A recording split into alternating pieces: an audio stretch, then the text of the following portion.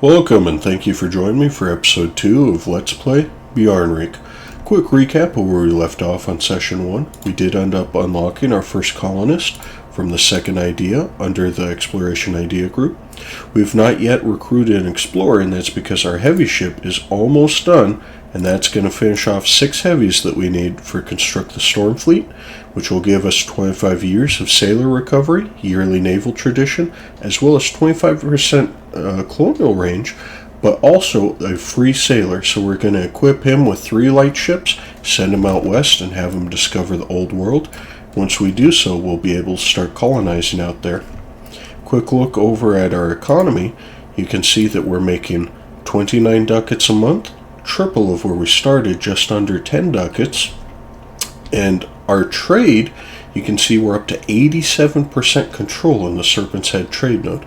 This is almost to the point of being a pseudo end node. We're barely bleeding any trade out, and as we build up our last final couple of trade ports here up to level 2, maybe take a couple more territories out of Galwood, this is going to jump up even more, and we're going to block out all the bleeding and keep it all for ourselves.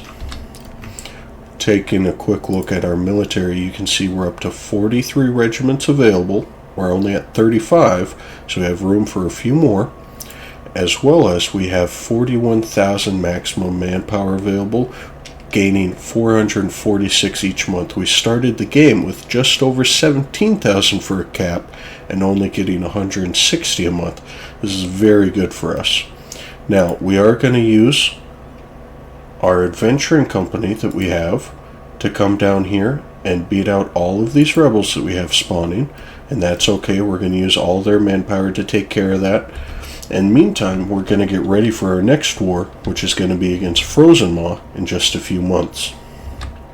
After that, we're going to have to look at, are we going to vassalize several of these, or are we going to take the territory for ourselves? For our missions, we do require, unfortunately, if we go down here, at least 2 subject nations belonging to Blue Reachmen and Old Alennic, either or. If we look at that, Blue Reachmen and Old Alennic are both right here in the Galwood area. So possibly taking Bayvik, they're already pretty large, they'll be able to provide a lot of trade power, and probably one of these smaller OPMs, maybe Gullmork, since we do already have a claim on them from completing our last mission, Principality of Selmeldor. Other than that, we have lost a couple of nobility privileges without having to revoke them because we finished annexing all of our vassals, and that removes the option of having strong duchies and the nobility integration policy, and so it automatically revokes those for free, which is pretty handy for us. We're almost up to 20% crown land, and our latest Diet mission is to improve relations, which we're almost there.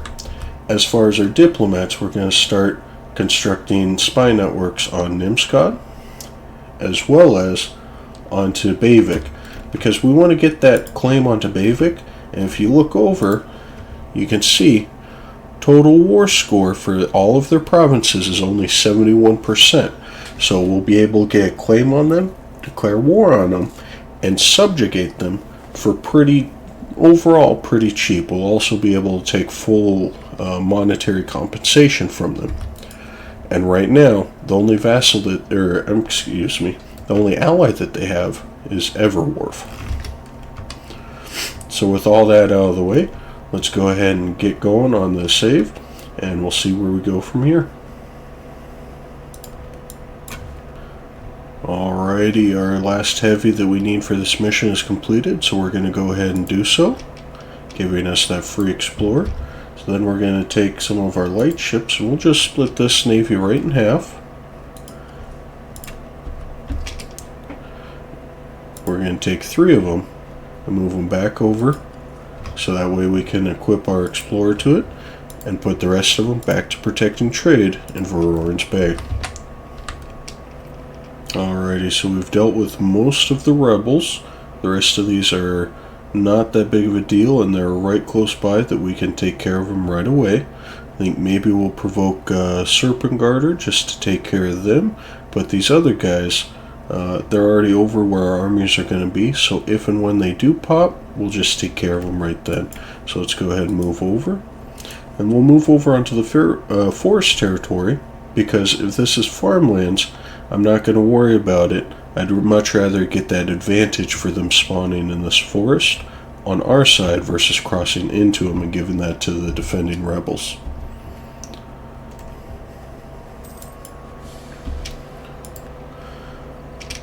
Our first king just died. Unfortunate, but you know what? That gives us a perfect time to change our deity. Now, we're not going to be doing as much expansion, so we're not going to be needing this core cost anymore, but instead we're going to be looking at expanding militarily, as well as being able to support multiple colonists at the same time. You can see in just a couple of months, all that coring got done, and we're up to 32 ducats income.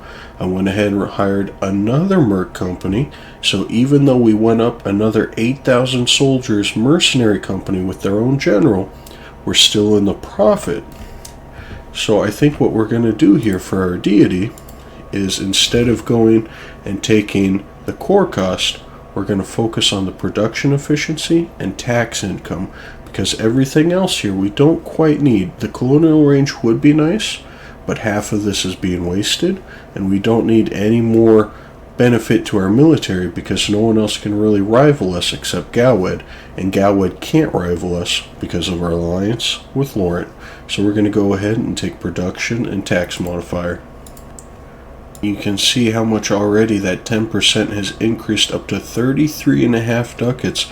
We're just getting more and more and more. Now, the Organize the Skulls event is available, and we're going to go ahead and do so because we just got our king, Lars.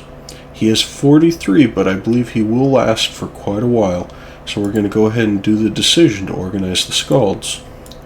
And as you can see, if you want to read through this, you can, but essentially one of the Skalds stands up and offers to sing us an improved version of the sagas. We can go all the way down, and you see it changes from 10% to 20% for both production and tax modifier. I'm going to go ahead and go through all of these just so you can see the options.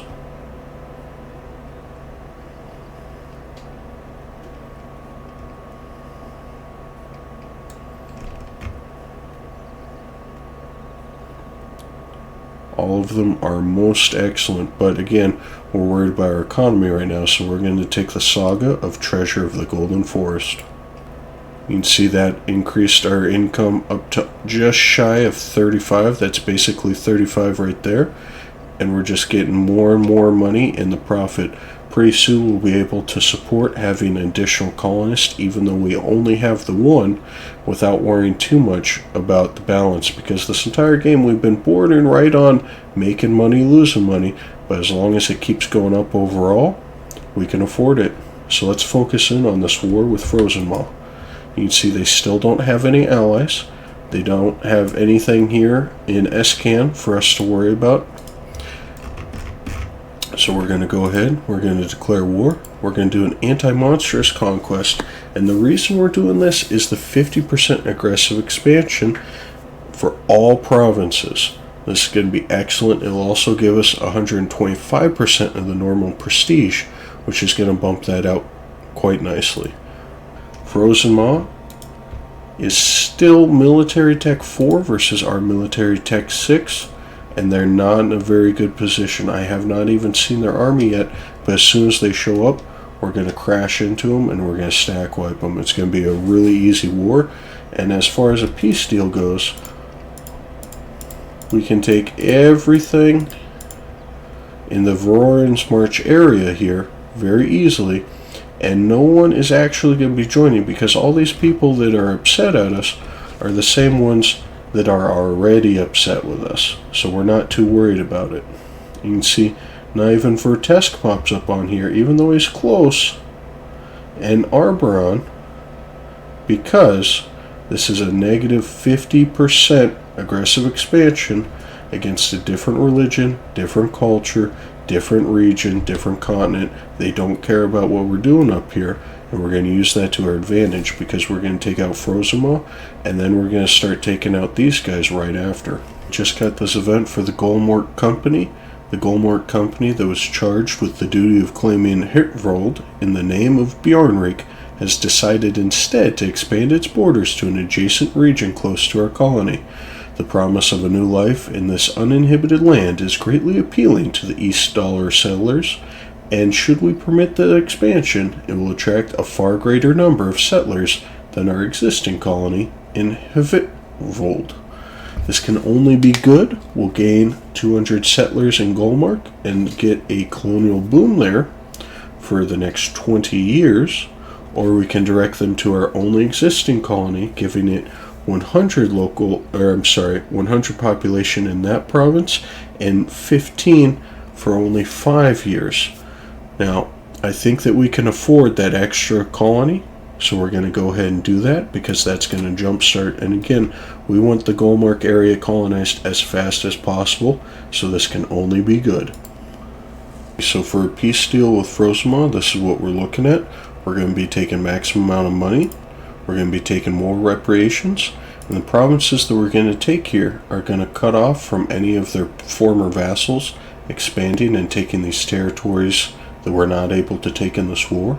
We are not going to take their colony again because hopefully, although it may not happen, hopefully they keep it going, so that way we'll be able to take it from them from the next war and make just one last war of it. Go ahead and send that peace deal. And that's another war over. We didn't fight a single battle. So our religious unity is starting to drop down a little bit too low. And we're going to start converting. We are going to go with the most expensive, or one of the most expensive I should say, first, which is Selmador, and that's because this is a very highly developed province, and even with the malus of 40% for both goods produced and tax, you can see we're still making a ducat out of this province. So if we're able to convert this, it's better just bite the bullet now, pay for it, and then it will be generating even more money for us sooner. It's also not an accepted culture, and if we take a quick look over at the culture map mode, Moon Elf, this is the only province we are not going to accept Moon Elf. It's not enough culture for us to matter compared to these other ones that we've really seriously got to start taking into consideration. We'll probably do Blue Reachman next, but Moon Elf, you can see just from the one province, is 5%. Well, we're going to go ahead and get rid of that, because if you take a look, culture conversion for the Elven majority, 25%. You couple that with our human administration for another 25%, and all of a sudden that's 50% cheaper to culture convert, and we're going to go ahead and do that as soon as we get done with changing this religion to the Skaldheric faith. Let's go ahead and do that now. Now, in order to increase the power, because if we take a look over to the religious tab, you can see this is going to take 7 years. 7 years. We don't have that much time. It's only 1.2 missionary strength. So we're going to go over to the Skalds, and we're going to go ahead and give them enforced unity of faith. This is great. It's going to give us +1 missionary strength and tolerance of the true faith. We don't care so much about that. We care about that missionary strength. It's also going to give them a little bit of loyalty and improve that equilibrium up even more. So we'll do that. Now if we take a quick look over here, you can see it's up to 2.2%, and this is going to be only 4 years. But we can do better than that, because we can go over to the area and we can change the state edict to enforce religious unity, giving another +1% to local missionary strength. And if we take a quick look now, you can see that it's going to finish in 1476, which is just about 2.5 years from now. So this is a lot better than 5, 6, 7 years. And we're going to get that, and we're going to get all this additional production going. Now, the reason that we lost money here is because we lowered the tolerance, and whenever you have the tolerance of heathens lowered, you can see it has that malus of -60% now, local goods produced and tax modifier. So as soon as that gets converted, this is going to jump up to probably close to 2 ducats almost, because we're over 50% suppressed, so this is going to go up to about 1.8 without any further development on our part. And as soon as we get this culture gone, you can see that culture also gives a 33% tax modifier. And so as soon as we get rid of that, our tax is going to jump up as well. Look at all those negatives. Man, once we get rid of that non-accepted culture, the intolerance, this is going to be going up, up, up. I'm really looking forward to it. We're just about to declare war on Bavik, and we got our first age ability unlocked.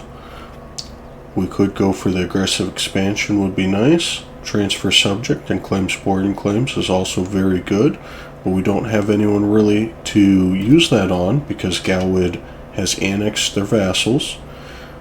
Improved war taxes. Cavalry armies is not really our shtick, so we're going to bypass that.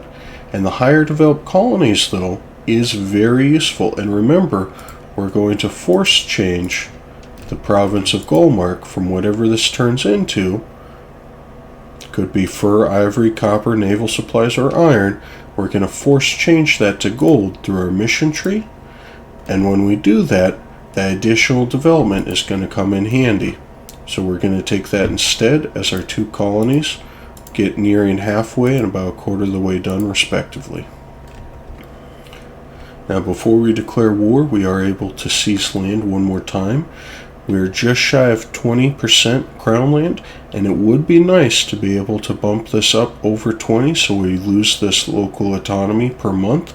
But because we're losing that money per month running that extra colony over what we can actually afford, we're going to go ahead and sell the titles. That's going to give us a very large chunk of money to play with. I think we'll probably pay off all of our 1% loans from earlier, because if you notice, we're up to 250 each, and that's going to give us up to 1,250 as we take those 5 loans. We're not too worried about the mercantilism at this point. We will eventually get this up throughout the course of the gameplay, so we're just going to leave that as it is. Alrighty, the month ticked over. We're going to go ahead and declare war against Bavik. We are not going to co-belligerate Everwolf, because you see they'll call in Galwid, and while it would be nice to reset the truce that we have with them and take more money, I'd rather just call Laurent back in because we've still been building up favors, and that'll make it for a very easy war once again against Galwid. So we're going to go against Bavik, not co-belligerate, conquest. Here we go. We're going to rush over, and we're going to push forward a little bit here. We're not going to rush blindly forward with these guys because we can't quite see them yet. We're going to move our ships out, and we're going to catch their fleet right here as they're locked moving in to the Serpentback coast. Very easy naval battle. We stole one of their light ships. Very good. And another one off of the Titan's Walk coast. Unfortunately, we didn't steal any ships, but that is a little bit more war score, and it's going to send them into their home bay here, and as soon as we siege these down, it's going to force them out, where we'll be able to ambush them and take more of their ships. And meanwhile, we'll detach the light ship, since we have full control over the navy here, and we're just going to go ahead and send them to protect. We'll send them to the Serpent's Head. It'll be nice to increase our control over here. You notice on a quick note, we're almost up to 12 ducats a month, and the total value is all the way up to 10.5. We're looking pretty good.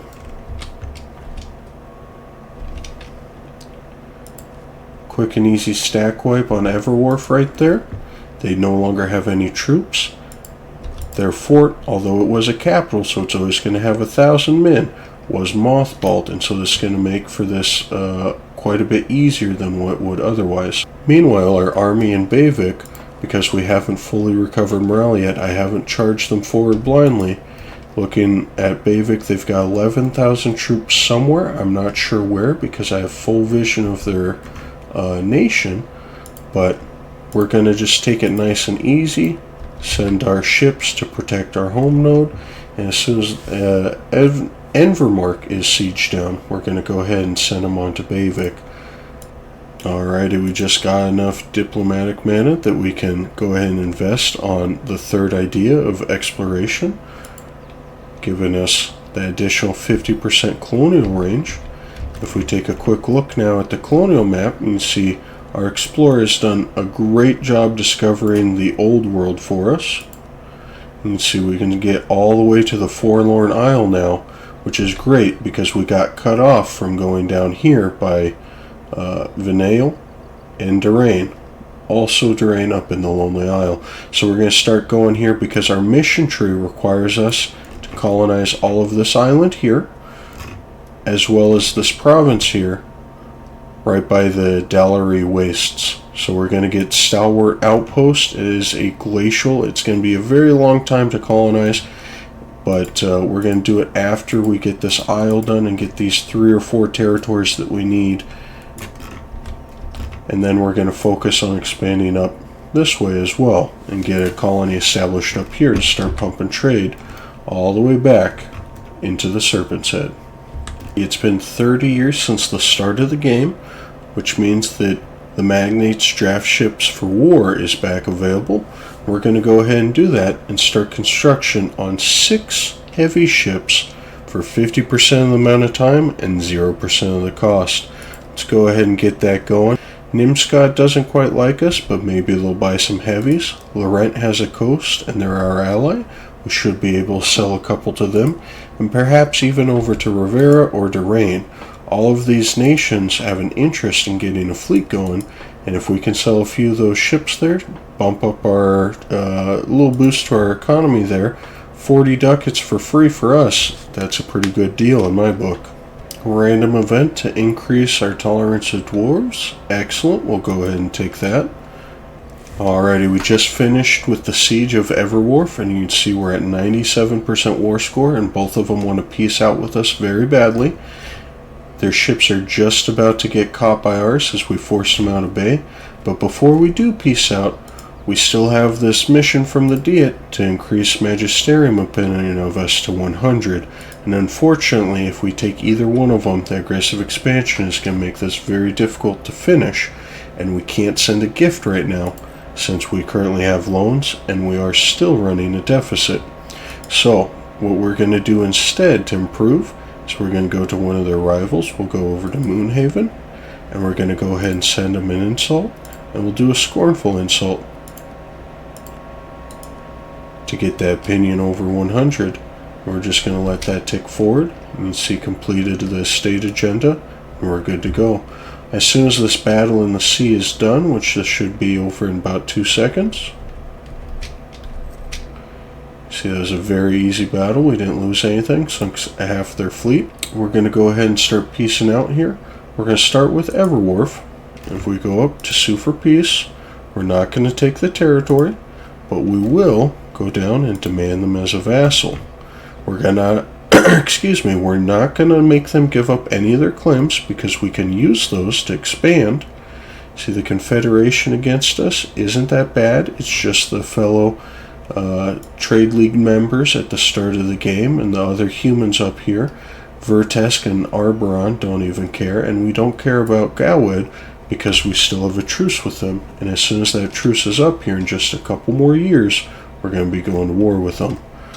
Other than that, we're going to go ahead and take maximum money and end their rivalry just so we get a little bit more prestige from this.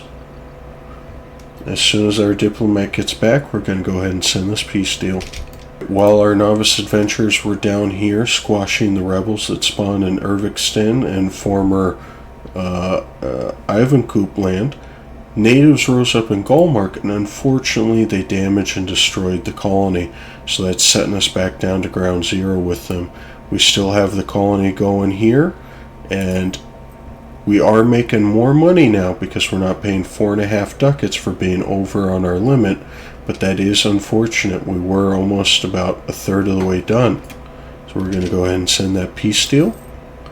We now have a vassal who has a fort in the Alennic Reach area, which is great because one of our missions requires, if we go down to fortify the Alennic Reach, 5 provinces owned by us or our non-tributary with a fort building, and this is perfect for us.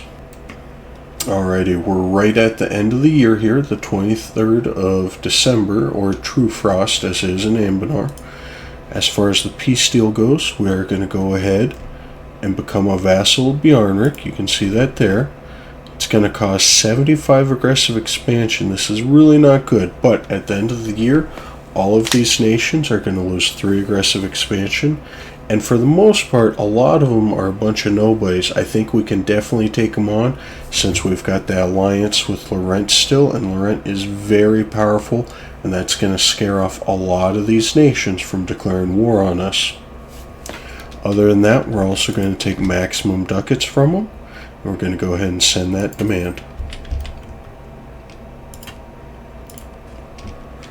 So our vassals are a little bit disloyal, totally understandable, but we're going to go ahead and go to our nobility. We're going to scroll down, and we're going to go ahead and take the strong duchies again. Looking over at our vassals, you can see that made Everwolf instantly loyal.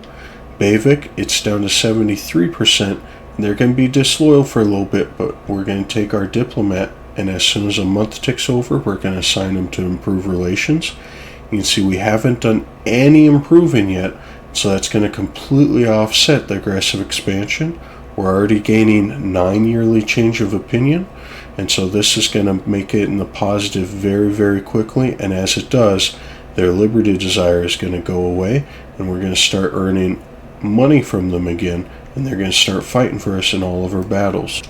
Looking at the national decisions available, you can see that we have enough money to rebuild the Ball Vrorenmarch, so we're going to go ahead and do that since we have this all cored up now. It's going to cost us a little bit of money, but we're going to go ahead and we're going to restore the Citadel. This is going to be fantastic, and it's going to establish us as truly the saviors of the East. We just finished rebuilding Ball Vrorenmarch. This is excellent. It's going to get rid of the ruined Castilian Citadel, and instead, until end of game, give us that local defensiveness plus 25. We just got done finishing building those workshops in the Dalfjord prison mines requirement.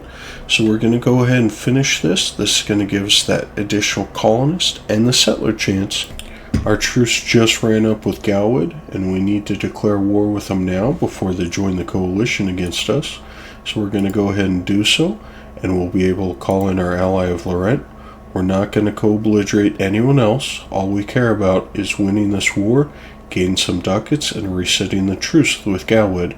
If possible, maybe we'll give them some territory in Laurent, or maybe we'll force them to release some nations to help destabilize them, but we're not looking to take anything for ourselves at this time, as that would bump the aggressive expansion up too much, and we want to lose all these people so that way we can go back to expanding and finishing off the little small nations that we have here in southern Garudia.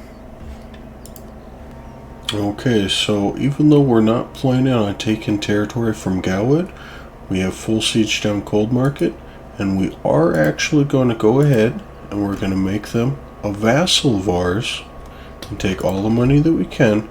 And the reason for that is the amount of people that are going to be joining this coalition is not any greater than it was before. We're still not concerned with anyone now that we're at war with Galwood, and we don't have to worry about them joining the coalition. But also, if we go to our mission tree, we need the blue Alennic coast, and to complete that, all we need is the cold market owned by us or a non-tributary subject. Okay, our ruler got his second trait at the ripe age of 53 years young, giving us expansionist for that plus 15 global settler increase. This is very, very good. It's going to help us out greatly as we finish colonizing Gullmork, but also it let us finish the westward voyages. You can see one of the following must be true. He is an expansionist, and that gave us for 15 years plus 20% settler chance. So as soon as we're finished up here, we can spare one of our colonists instead of finishing out Gullmork, which is, I believe, just one more province. Let me check. No, this is going to be it. So perfect. As soon as they finish either in Gullmork or Hagasander, we're going to go ahead and send that colonist out west and start colonizing in the old world. Their capital province just fell to us. You can see they're at 46% war score with low enthusiasm. Looking at the peace deal, they are willing to peace it out. We're going to give Frostwall to Everwolf, and we're going to take Storm Coast for ourselves to unite this coastline so we can get over to Coderain in case we need to. As far as total money, you can see we're going to be getting 500 ducats or so. The rest is going to be going to our allies in Laurent. So we're going to go ahead and send those demands. And as soon as that truce is up with Galwood, we're going to do the whole thing all over again and get more money to fund our colonial efforts. So we just got a very interesting agenda that we can pursue. At the very bottom, you can see the proposal of the mages is to own the Bay Cods. Now, this will give us a claim on the Bay Cods. Where is the Bay Cods? It's nowhere up here. It's actually all the way down here. And if we take a look at it, it is Damesteer. This is fantastic. Plus, they already have a workshop and a church built there. So, if we take a look at Nimscott, they don't have any allies at all.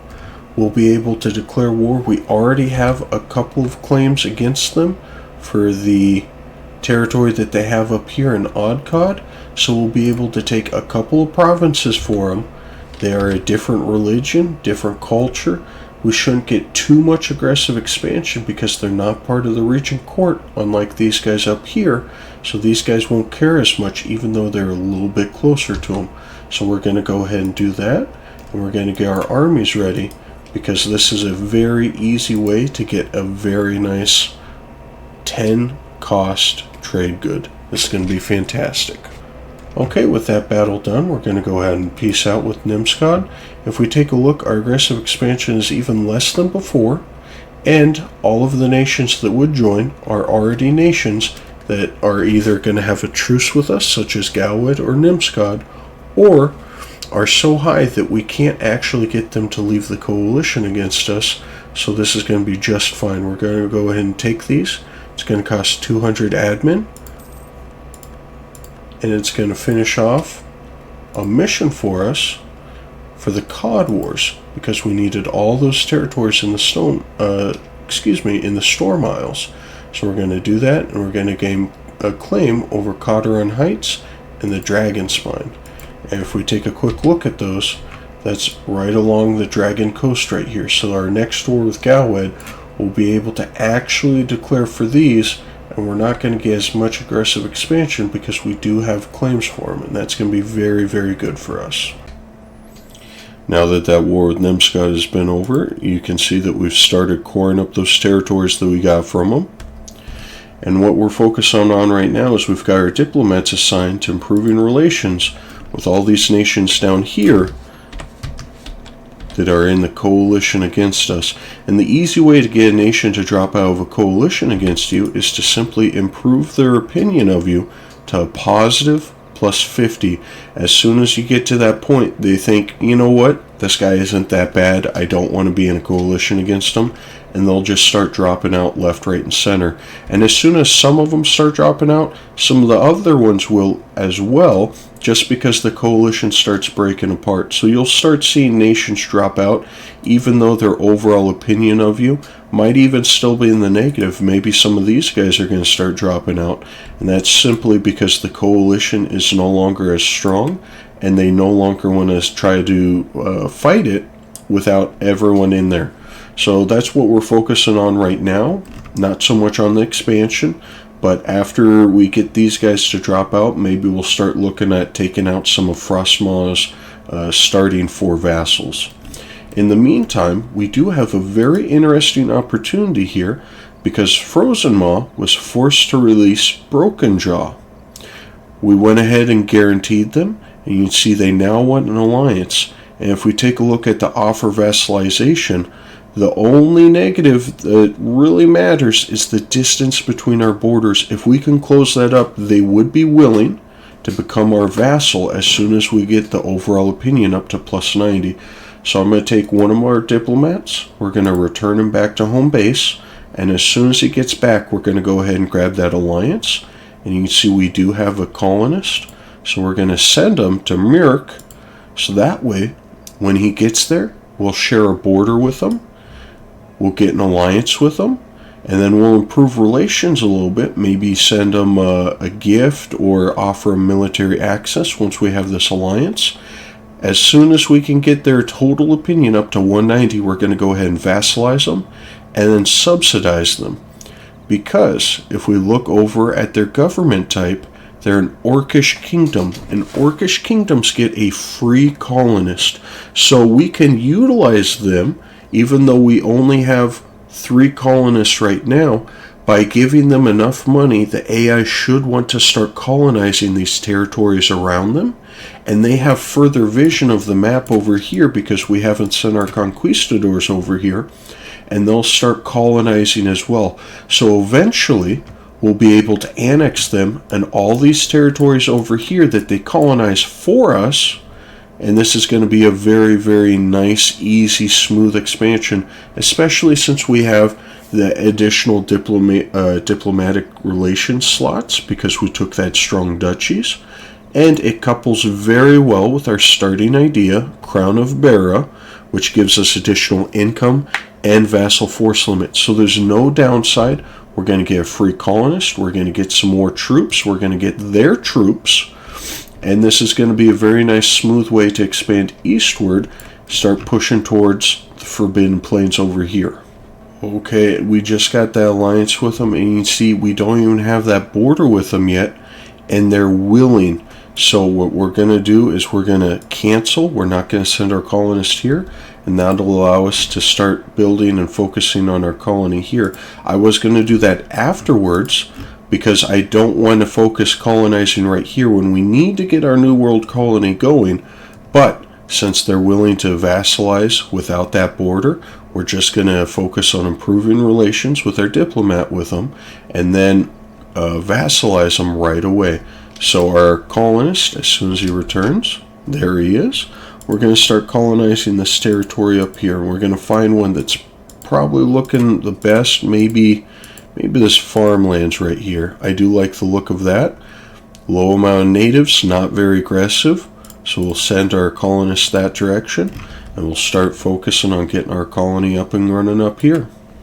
And there it is, folks. The very first one has dropped out of the coalition. You can see it's exactly what I'm talking about. We barely hit plus 50, and they instantly decided, you know what? I don't want to do this anymore. He's not that bad of a guy. He's very cool. You can see we've got one less member of the coalition. The rest of these should start falling out any minute now. We are going to swap out our 51-year-old advisor here because the improving relations, it has been very handy helping reduce that aggressive expansion. But since these guys are so close anyways with the positive opinion, we're going to go ahead and swap him out for a little bit younger guy. We're going to go for the trade efficiency, and that's both going to help us earn more money from our trade. But more importantly, if you have both a master of mint and a trader, then you'll end up getting an event where you can choose to fire one of them to get 200, one of them to get 200, or fire both of them to get 200 of each admin and diplomatic mana, and that's what we're going to be chasing after right now. Take a look at that. Not even the month tick over. They've left the coalition, left the coalition, left the coalition, left the coalition. We don't have, let's take a quick look really fast. The only 2 members that we have left of that coalition are Rivsby and Sedovic. Now, this is exactly what I told you was going to happen. Even though these guys still care, they're still angry, a couple of members left, and everyone else decided it is not worth the trouble, not worth the hassle. I'm out. See you next week. So this is excellent. We're going to focus on our diet that we have right now, which is to be at war. We just have to be at war with them, but being at war with the Bone Carver. And let's see what we can do with them. See, total war score is 99%. I think we're going to start moving our troops over this direction. See if we can take out these guys, because even though we were worried about the coalition, these guys don't care. We're not going to get any aggressive expansion because they're a monstrous race. We can get that negative 50 aggressive expansion for all of their provinces. So we're going to go ahead and take them out, get a small chunk pushing down into the Escan area. And this is going to be wonderful for us because our eventual goal, the only formable right now for Bjarnrik, is we can revive the Ebenfrost's empire. And all of these territories are located right down here excuse me, are located right down here in Escan. So Bone Carver is going to be the very first stepping stone for us pushing down south.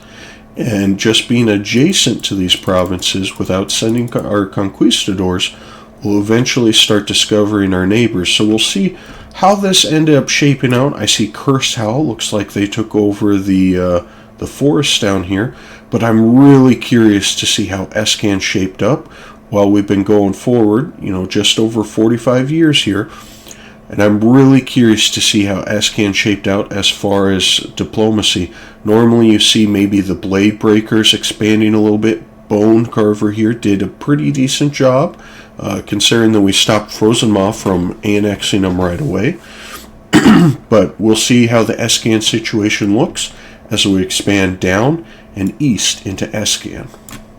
Okay, our colony just finished in Grenholt, and that means that we're now able to send a colonist both here and here, and if we take a quick look at our missions, to explore the Golden Forest, all that's required is for us to own these provinces. They don't have to be full course. So what we're going to do here is we're going to do a little bit of cheese. We're going to start by sending the first colonist. He's going to arrive in about 3 months. So we'll just fast forward on speed 5 really quick. And the game plan is, look at that, everyone's gone. We got a small little rebellion there in Avencoup. We're going to go squish that really quick. But the plan is, as soon as our colonist gets here in another 2 months, we're going to go ahead and we're going to recall him back. After this colony starts building, we'll send our explorer out. We're just going to click one at random. There you go. And as soon as he gets back, we're going to send him out again to Lovar Tunga. Now, we don't really want to be paying for all these extra colonies, because at this point we're now focusing on building up a bank account so we can start building more. Let me see here, more workshops. Oh, look at that, those gems, wonderful. We're going to go ahead and do that on the ivory. We're going to hold off on Gullmork, because Gullmork's going to turn into that gold mine province here, so that's not really super worth it. But what we are going to do is we're going to fool the game into thinking that, hey, we do own this entire area, so we'll be able to complete the mission. Always try to stop them if you can. You don't want to get that trade and the tax modifier, because it lasts for 10 years. So that small amount of crowns, if you can afford it, do so. Even if it means, I would recommend, even if it means taking out a quick loan, because you can always pay this loan back faster than that 10-year modifier. If you need to pay back a loan, just declare war on a little guy, take his money, don't even take any of his territory, take his money and leave. You can pay back that loan super, super easy. Okay, so our colonist just arrived in Vagarbani. We're going to recall him. Go forward a day. You can see he's back. And we're going to immediately send him out to Lovar Tunga. He's going to arrive in another 3 months. Excellent. Squash those rebels. Radical reforms. Excellent. Now this is the event that we wanted to farm out when we got our Master of Mint and our Trader. You can see we'll go through them. We can either get 5 mercantilism for the cost of 1 stability. I do not recommend this. It's not a very good trade. We can fire him to get 200 admin. We could fire the trader to get 200 diplo. Or we can fire both of them, say get out of here, and get 200 of each. We're going to go ahead and we're going to fire both of our advisors. And we're going to say get out of here both of. Oh, but look at that. They can't leave our court because they're no longer hired. So we're going to go ahead, we're going to select that, and if we go back here, you can see they're still here because all we did was fire them. We did not dismiss them. So then we're going to hire back our yearly inflation reduction, and we're going to hire back our trade efficiency. Look at that.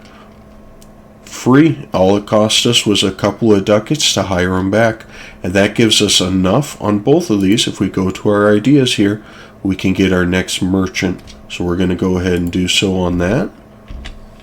Excellent. Now, as far as where are we going to assign our merchant, we do have a couple options.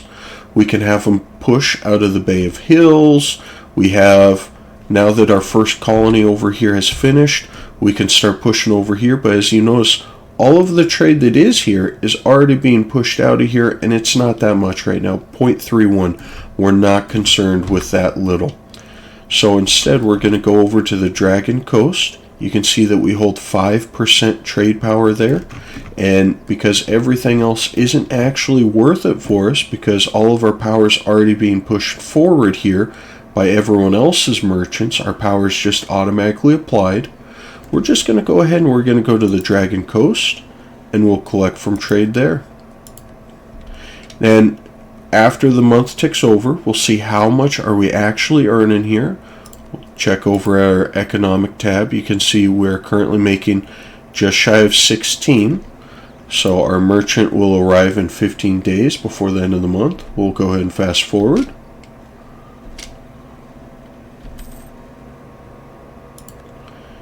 You see we'll earn 0.22. If we look at our total trade, it's gone down a little bit. That's just from various people. Month to month, your trade value will go down. But we can see we're earning 0.22 here. Let's see what happens if instead we transfer trade power from the Dragon Coast, and he'll arrive here before the end of the next month. So we'll see an immediate effect. If we get more than 0.22 being pushed along to the Serpent Coast, where we hold the majority of the power here still, then we'll just leave him here and we'll direct our trade into the Serpent's Head.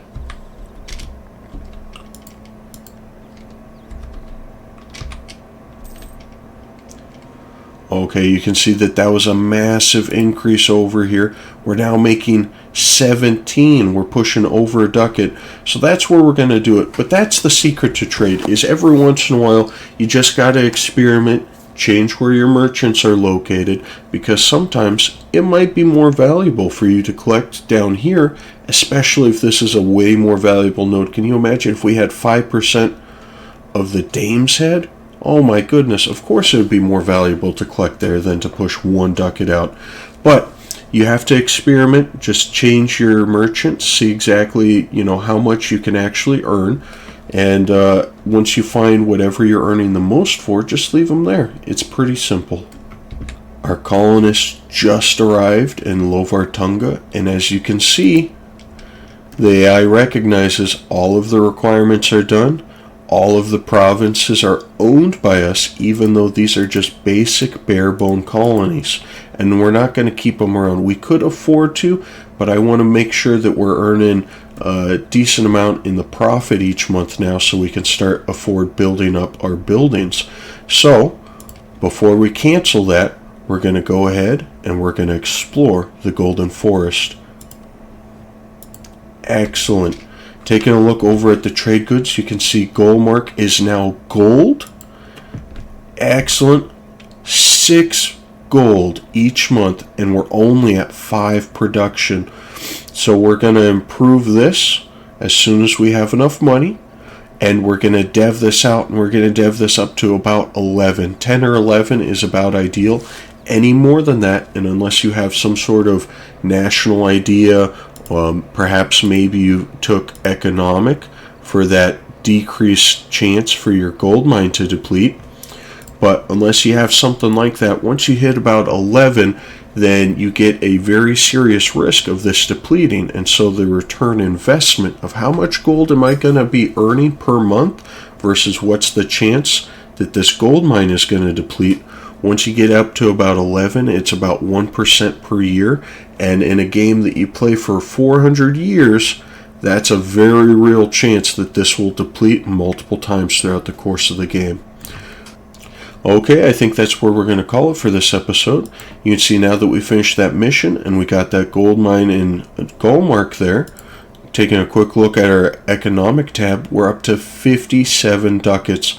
We're making 10 in the positive, so we canceled that extra colony that we had here. We're leaving this one going, but we did recall our colonists because we're going to send him out west to start helping colonize over here now that we can afford extra colonies above our colonial limit. And we're going to jumpstart this colony up here up north. After that, we're going to focus on the island. we're going to focus on the Stalwart Outpost, and that's going to allow us to blitz through all of these missions right here. Boom, boom, boom, boom, boom, boom, boom. And once we get through with those, we're going to start spawning in some minerals. We're going to get iron, we're going to get copper, and in Glodborg, we're going to get gold. That's the very end cap mission down here, gold exploration. Very easy. We just need a natural scientist after we get these missions done. So that's going to be the goal for the next episode. Until then, thank you for joining me, and I hope that you enjoyed it. If you have any comments or questions, any suggestions, please do leave a comment down below. But until then, I'll see you next time.